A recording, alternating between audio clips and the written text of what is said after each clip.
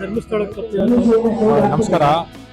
ಇದು ಧರ್ಮಸ್ಥಳ ಕಪ್ ಅಂತೇಳಿ ನಮ್ಮ ಗಿರಿನಗರ ವಾರ್ಡ್ನಲ್ಲಿ ಹೊಸ ಪ್ರಯೋಗ. ಈಗ ಇಲ್ಲಿವರೆಗೂ ನಾವು ಮಾಡಿರ್ಲಿಲ್ಲ. ಯಾಕಂದ್ರೆ ಇದು ನಮ್ಮಲ್ಲಿ ಒಂದು ಒಬ್ರಿಗೊಬ್ರಿಗೆ ಅಂಡರ್ಸ್ಟ್ಯಾಂಡಿಂಗ್ ಬರಲಿ ನಮ್ಮ ಕಾರ್ಯಕರ್ತರಿಗೆ ಅಂತ ಹೇಳ್ಬಿಟ್ಟು ಇದು ಮಾಡಿರ್ತಕ್ಕಂಥದ್ದು.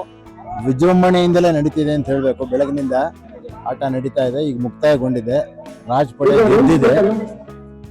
ಏನು ಅಂದ್ರೆ ಕಾರ್ಯಕರ್ತರಿಗೆ ಒಂದು ಉಲ್ಲಾಸ, ಸಂತೋಷ ಎಲ್ಲ ಇದೆ.